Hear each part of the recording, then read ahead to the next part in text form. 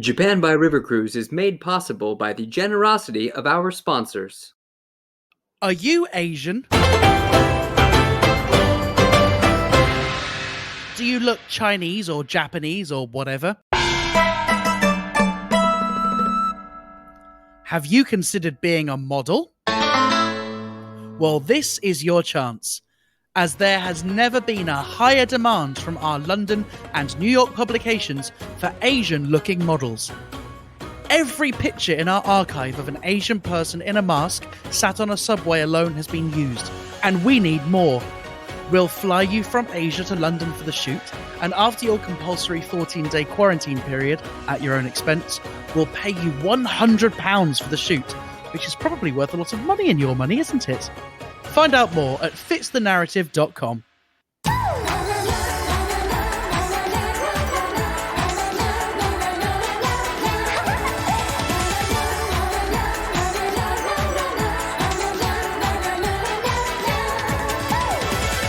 Welcome back to Japan by River Cruise. I'm Bobby Judo. And I'm Ollie Horn. On today's show, schools all over the country closed down to prevent the spread of the coronavirus. But what to do with the children whose parents work during the day? Well, if you said, definitely not put them all together in the schools that are closed down to prevent the spread of the coronavirus, get ready to put your palm straight through your face. Also, Ollie's got your River Cruise recommendation. Yeah, Ollie? Yes, this week's recommendation is a cruise that goes through Hakata's textile district in a boat specially decked out in Hakata Ori, an ornate and traditional Japanese textile. The seat covers, window curtains, and tablecloths are all made from this special fabric, even the life jackets. And this cruise is a must for any Japan travellers who are confident in their ability to tread water with £30 strapped to your chest and back and look fantastic doing it. Plus, in the first week of March, River Cruise ticket sales have seen the largest first quarter increase ever. In our second half, we'll talk to the JRCA's Director of Marketing, Fukujiri Shosuke, the industry genius behind the decision to start printing River Cruise tickets on toilet paper. But first, soap talk.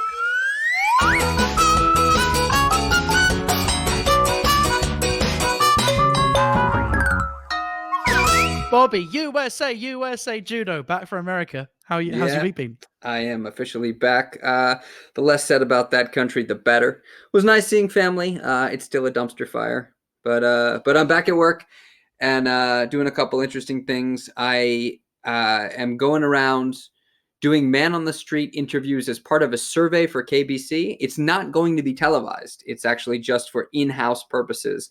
They want to interview people to see how much they are watching and how much they are enjoying and how many people know about the Furusato Wish, the Hometown Wish initiative, the program that they've been doing for the last year. Right. So you're presenting a TV program, and in order to persuade people that are working on that program, their job is worth doing, you're making another program where you're interviewing people, praising them about that program. Well, so my program is called Asades Ryokosha, which Asades is the name of the show, and it's the Asades travel agency. And so it's just one small part of this Furusato Wish thing, which is a whole, all the shows have something that they do for this project. All the radio shows on KBC have something that they do for this project. And so they've already kind of decided to continue it, but they want to see how many people actually know about it, and have a video that they can show in-house. And of course, the most accurate way of doing that is to send a foreign reporter to the street and ask enough people until you get the answers that you want. Well, I mean, they don't edit out. Like when someone's like, no, we don't watch it, we don't know. They're like, well, do you watch TV? What do you watch? And they record all of that. But there is a whole lot of like, oh, I've heard of that. Yeah. What do you think of it? Well, it's good. What's that? Yeah. I mean, it's definitely a thing, probably, because you're asking about it. Exactly. And it's also like they presume that you're in it, so they don't want to upset you. Yeah. Right? So we do get a lot of recognition, but I think that there's like a selection, there's like a lurking variable there because we tend to like go up and ask people who are making eye contact and going, oh, it's that guy. Yeah. So there's the lurking variable there. And then the funny thing is like they're trying to make the video entertaining as well. It's not just like a straight up survey. Otherwise I wouldn't be doing it. But so they're like, so what can you tell us about the show? Do you remember anything? And they're like, I remember that time that you went to this town. What did you do there? And I don't remember. Like, honestly, I don't remember. That was like 8 months ago. I don't remember who I talked to or what I did. And then sometimes they're like, no, we've definitely watched it. We've seen it. But like, we can't remember a lot of details. And they're like, ask them if they know your name. I'm like, Oh, do you know awful. what my name is? And do you know what somebody said? A Go on. Japanese middle school girl. Do you know what she said? Atsugiri Jason? She said, no lie, Brian. Ah! she's she she's a she fan of the podcast. I she love it. guessed James, and I said no, it starts with a B, and she went Brian. Amazing. Love it. We need to get a subscribe to the podcast. Yeah. But I can totally believe that. Maybe because this is not for broadcast, the rules are different. But in my brief experience of doing vox pops on the street, we tended to go in search of a conclusion. That is to say, the director had a certain thing that he was hoping people would say on the street, and we would just keep going until we found one person that broadly said what we needed, and then we'd go home. And I remember doing one on people's ability to speak English on the street, and I would go and speak to them, and then I would say, "Do you understand what I'm saying?" And this person was like, yeah, I spent 7 years working in the States. It's nice to meet you. What do you do? And I had a really interesting chat with them. And then I then ushered them over to sign the release because they have to get the producer to get them to like sign something. Yeah. And she just gave me this look like, the thing they do over their face to go, no, don't do that. No need. And so I was like, why don't we, have I done something wrong? They went, there's no point in getting her to sign anything. We're never going to use that. Yeah. Now that's what they do with a lot of those segments. They don't want somebody who is fluent. The English language segment that I do, I try my best to like get them to incorporate correct answers, and also to, when somebody says something that's not exactly the right answer that we're looking for, to make a point of going like, well, if you said that, you'd still be successful in that conversation. But here's this way that but a long time ago when I was first starting out, I did a man on the street thing for a segment on a show that never ended up airing. And the idea was they were going to go around and ask if they were confident in their English ability. And when they found people who were confident in their English ability, then I would sneak up on them and insert myself into the conversation. And then when they didn't understand, I would be like, you idiot. That's not pleasant. And within like the first hour of them explaining that was what we were going for, I was like, I don't really want to do that. And I lucked out because they couldn't find a single person who said that they were confident in their English ability. Brilliant. Yeah. It reminds me of a segment I saw on YouTube the other day, which is Jimmy Kimmel sends one of his producers out to ask Americans. Well, no, the first question she asks is, are you Republican? No, she doesn't ask that. She says, are you a Democrat? Which is a very good way of getting a Republican to say that they're a Republican. Yeah. Because Republicans don't like to admit to being Republicans, but they're very quick to correct you if you suggest they might be a Democrat. Right. And so then there's a map of the world, and she just says, name a country. That's all she asks. And they can't. At one point, she even pointed to America, and they couldn't get that. They pointed to one person pointed to Africa and said that was Mexico. She said, no, that's Africa. And the guy looked genuinely surprised. The same guy then pointed back to Africa. She went, that's still not a country. Absolutely astonishing. And I part of me thinks that this kind of TV is bullying, that these people probably aren't to be blamed for their poor education. And it's just not fair to expose them that way. But in another sense, they have volunteered to be on camera. And if you have just the smallest amount of intrigue and awareness of the world, there's a camera crew stood next to a massive map and they're asking you to stand there. And if you can't even consider that whatever you're about to do might involve a map, and if you've not spent any time in your life addressing a map, then maybe that's a bait that you shouldn't take. You know, I agree with all of that. I do have like that split view that some parts of me feel bad and think that it's mocking in a way that's not deserving. I mean, a big part of the way the social structure is in America is you keep people uneducated. The system keeps them stupid, and then they're easy to trick. But then another thing that I sometimes wonder about is how much of it is intentional. on the Yeah. part of the person who's giving stupid answers.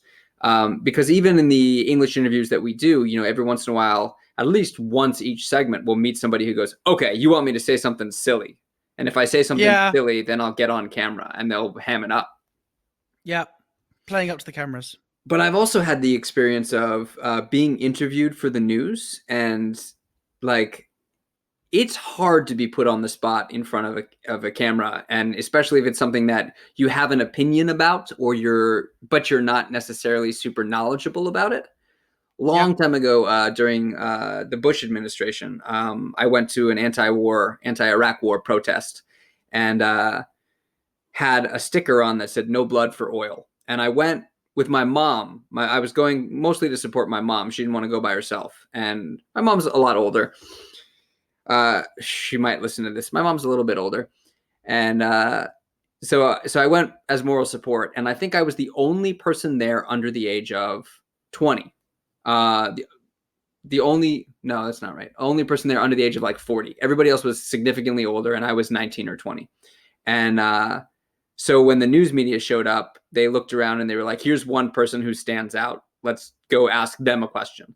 And I was aware of them and was aware that they were looking at me and was like, I'm not going to answer any questions. If they ask me something, I'm just going to say, sorry, I'd rather not be interviewed.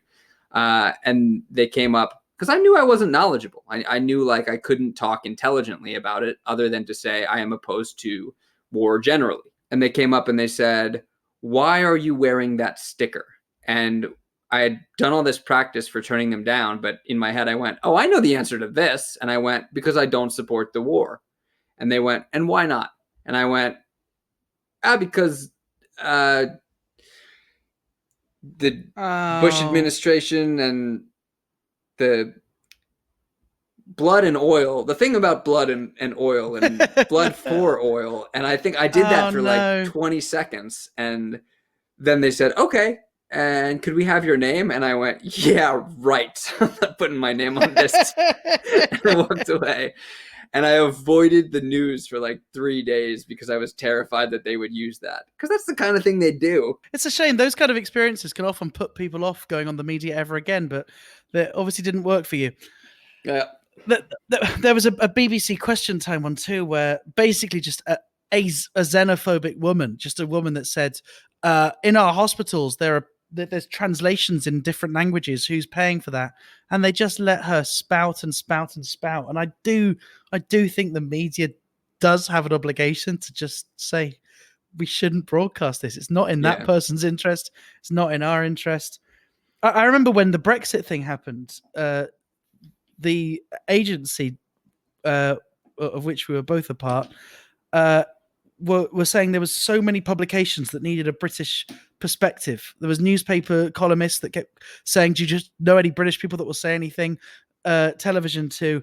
And I said, look, if I'm going to do this, I have to just be like a random British person, because they were pitching me as, oh, this guy studied EU law at Kyushu University. He'll have something intelligent to say. Yeah. And there's just absolutely no way I could.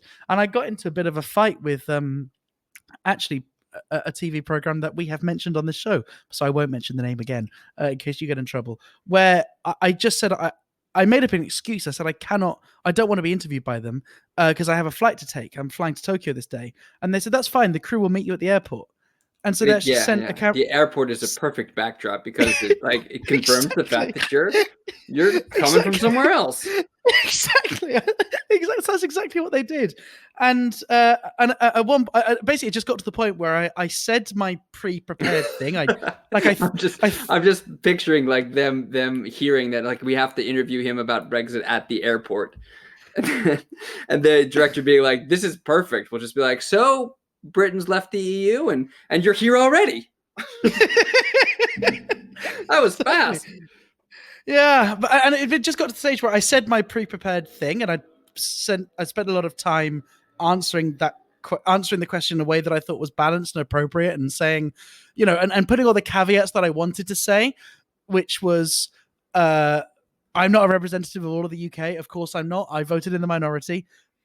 But that said, you'll unlikely find someone in Japan that is supportive of Brexit, because typically people that live abroad tend to have a more international perspective, blah, blah, blah, blah, blah, blah, blah.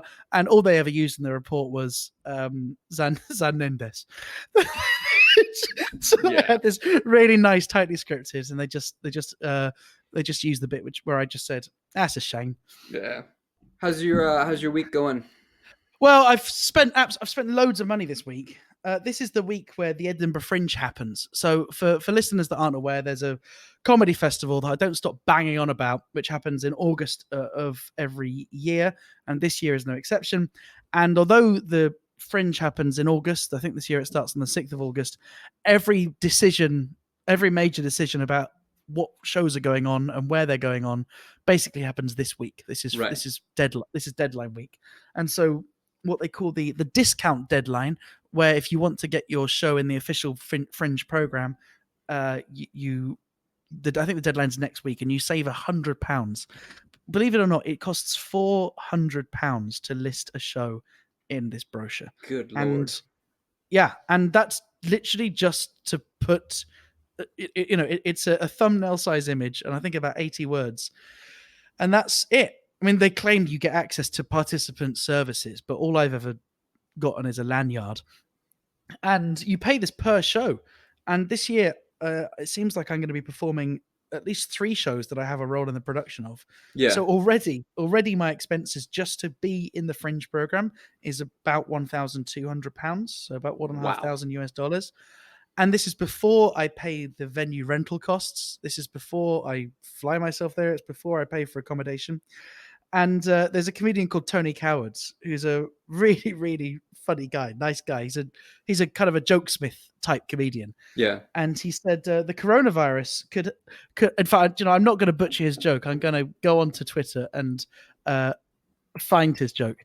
But basically, the Fringe, for those of you that don't know, is an opportunity. It's a great opportunity for comedians because you get this amazing platform. You get to do the same show for multiple days in a row. There's all your friends are there. It is the best place to be in the world if you're a comedian or if you're a comedy fan, or actually if you're a fan of the arts. There's dance and plays and everything else. But it does cost a huge amount of money to go. And I know people that have sold out shows for 25 days in a row and still somehow, because of production fees and PR and all the other things that suck your money out of you, Getting drunk after the show. Yeah. Yeah, but I mean, honestly, the amount of money you spend on alcohol pales into insignificance. Just to have one billboard costs £400. And in fact, I've got a friend called Alex Keeley who once said at the end of his show, I hope you'll donate money to the show because it's my dream to not come up to here every year and be fined for doing what I love. The idea that he's just performed a show that's fine. But I found Tony Coward's tweet, which is, the financial impact of cancelling the Edinburgh Fringe due to coronavirus shouldn't be understated. Potentially, it could mean hundreds of comedians being thousands of pounds better off. That's funny. So, on that depressing note, why don't we go to the news?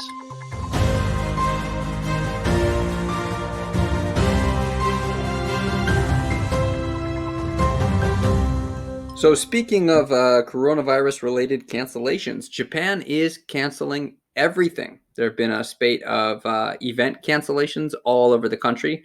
Saga, where we've both done work, was supposed to host the 50 Best Restaurants in Asia event, which was this huge culinary event that got canceled. How are they going to move them? Maybe that was Saga's trick. We're going to host the 50 Best Restaurants in Asia competition. Seems like they're all in Saga. But actually, when I think of Saga and a big event, I think of the Balloon Festival, right? Because that's what Saga's famous for. Yeah, they should do it. That's the way to fixing it. If they're worried about people gathered in a tight space because of coronavirus, they should simply combine the Balloon Festival and the chef's event. They should put 50 chefs in hot air balloons. They should cook their meals while up in the air. Yeah. And all people have to do is stand underneath with their mouths wide open. And that is a perfect combination of the two events, because one of the competitions in the Balloon Festival is you've got to fly over a designated spot and try to throw something perfectly onto an X. Is that true? Marks the spot. Yeah, it absolutely is. So they could combine those. They could have the chef cook a little small appetizer and then just try to throw it into the waiting mouths or onto a plate of somebody standing below. I come up with the best ideas. Yeah, we should pitch that. We should take it in. But no, Saga canceled the Sakura Marathon. The Tokyo Marathon got canceled for general participation. I think they only had like the professional athletes run. Yeah, which is annoying because they asked me if I wanted to run as a professional. I said not this year. I'll go. I'll go as a general participant. And now they won't let me change back. So I'm not running the Tokyo Marathon this year. Yeah. That statement is true. I am not running the Tokyo Marathon this year. What else? So Asades had scheduled a spring market. That was again based on the Fruit Out the Wish thing that got canceled. Saga's spring festival got canceled. So they're canceling things right and left. And actually, as of the day that we're recording this, the entire country announced that they were canceling school. They're canceling classes for elementary schools and middle schools School's through out. schools out for health reasons. So until I think until mid-March, and then they're going to reevaluate and see whether or not they're going to extend the cancellation. And so this was like a very last minute thing. Teachers were struggling to figure out like how to give the kids a curriculum that they could study on their own for the time period that they're not going to be in school. And then of course the largest outcry is from parents who, a lot of families have 2-income households, so both parents work. So if this is elementary and middle school, what do you do with kids who can't be on their own? One parent is going to have to take the day off. But it's kind of this thing, right? If like none of the kids should be at any disadvantage in their exams because all the kids are in the same boat. So like shouldn't really bother the parents, should it? They'll catch up eventually. Yeah, I mean, especially if they grade on a curve. I mean, everybody's not going to. Yeah. But no. Maybe Japan should just have one generation they just write off, just 1 year. So like, they just say these kids, we're going to give up on the education. It's too much effort to go back and finish the curriculum. We'll let just you lot leave, and you'll you'll just have to kind of cope in a professional environment with the education that you've received up to now. And we can put in some very strong discrimination laws to prevent these people from being discriminated. And it would just make the workplace more fun. Well, I think this is funny because this is a testament to how you have never had any experience, like most foreigners in Japan, with being an English teacher in the school system in Japan. Because if you did, you would know that matriculation through the grades in elementary school and middle school has nothing to do with whether or not you have finished the curriculum. It's automatic. They don't hold people back. Oh, really? Yeah. Oh. Yeah, no, you don't have to know anything to make it through. If you don't study your academics and you don't get good scores, then you just don't get into an academic high school. But they don't fail kids. Well, it's nice that they use the same rules for ALTs as they do for graduating the schools. Yeah, you don't need any credentials.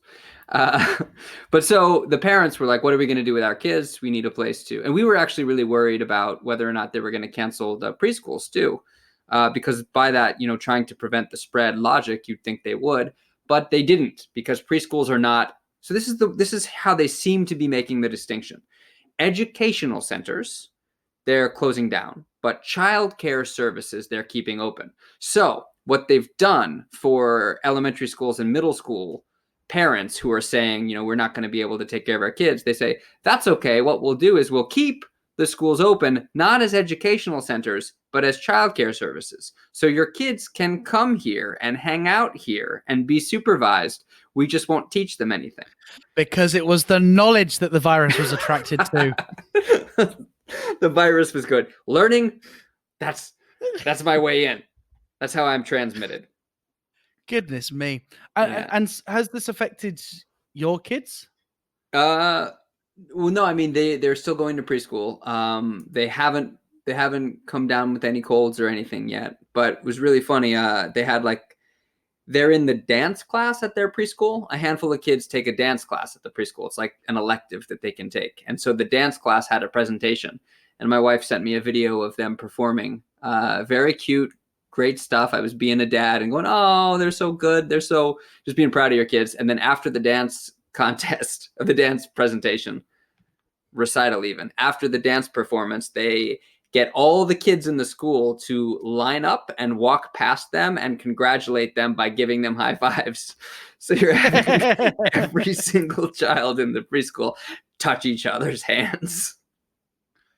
Maybe they should have incorporated a hand sanitizer into the dance routine. Yeah, yeah, So it's yeah. like step ball change, wipe, spray, spray, spray. And that way, the kids who are watching can learn how to do the hand sanitization the proper way. Except that if it's educational, then the virus will be looking for Yes, yeah, we can't possibly them. let the virus here.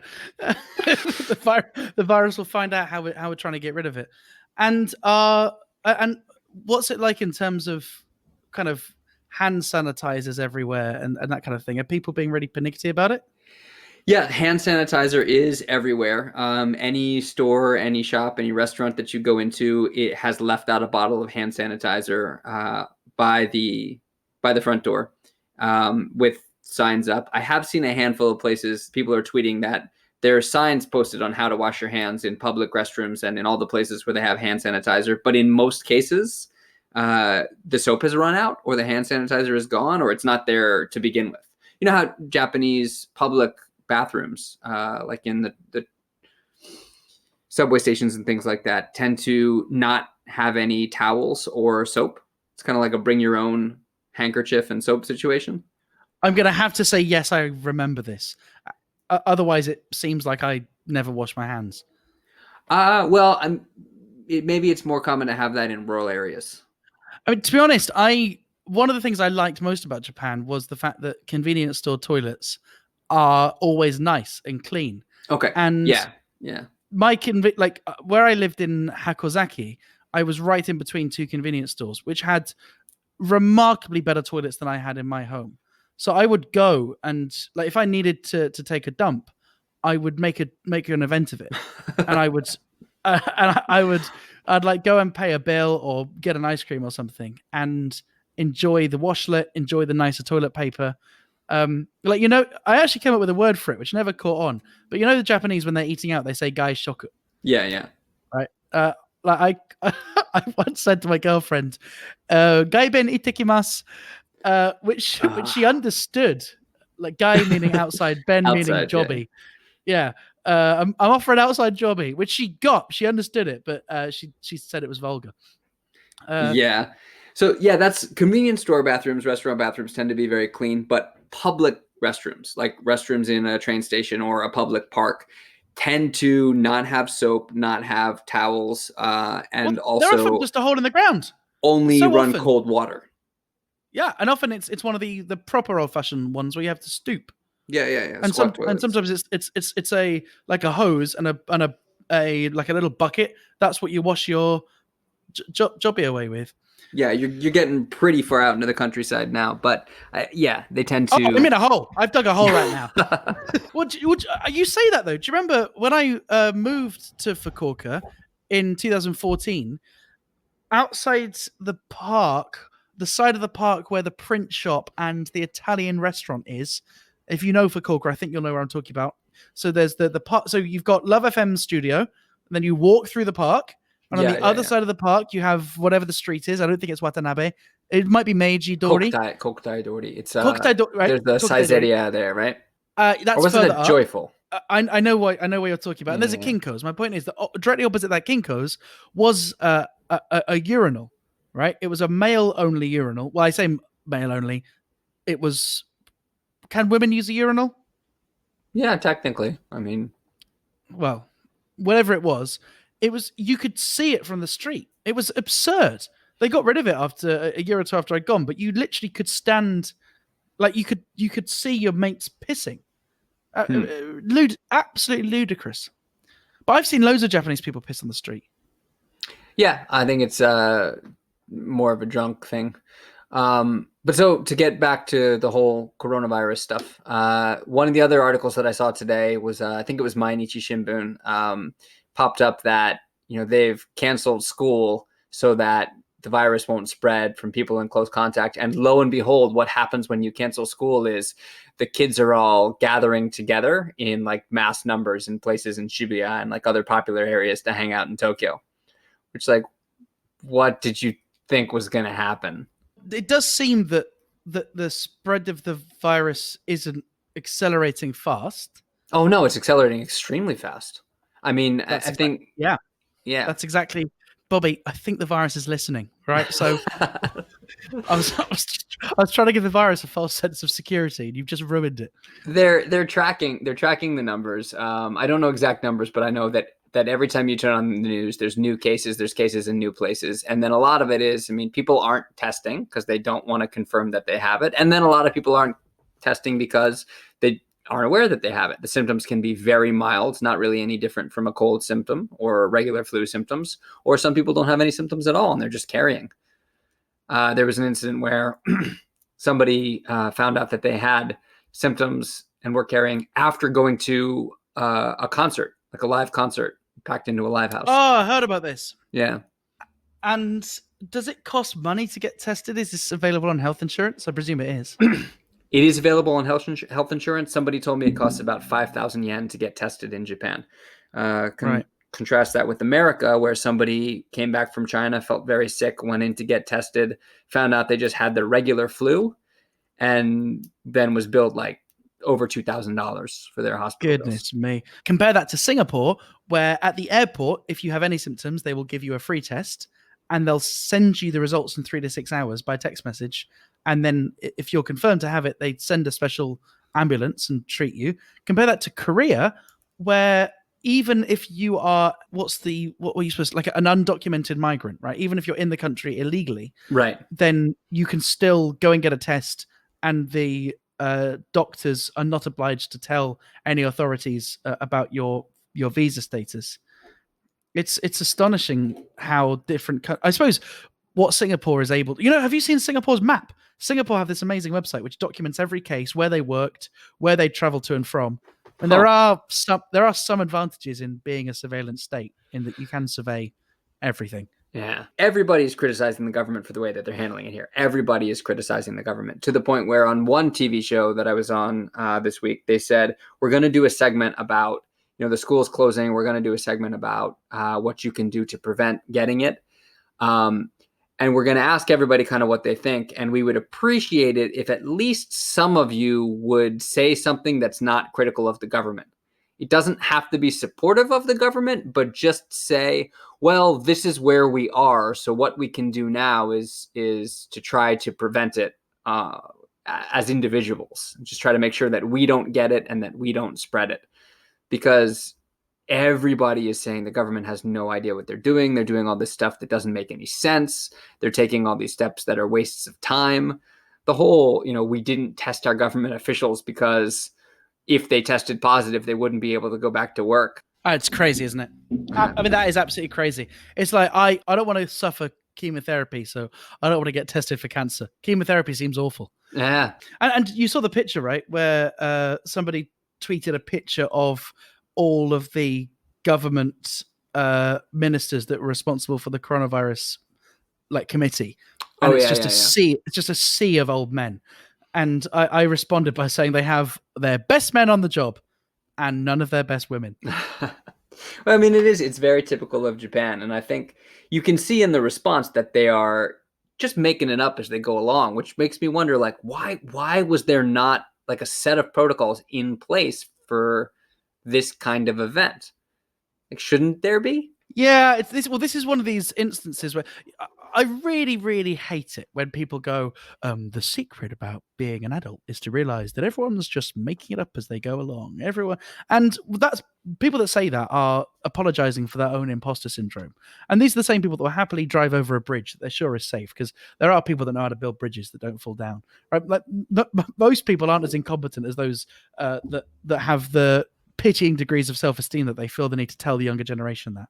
But this is one of these instances where you just live in hope that there are enough grown-ups that have plans for this. And what's interesting is there aren't. Yeah, no. And I think what you said about it just being a sea of old people in the government that are handling this, one of the main issues that this is identified is that the Abe administration and the government in general just are not concerned or not interested in the well-being of the people at large.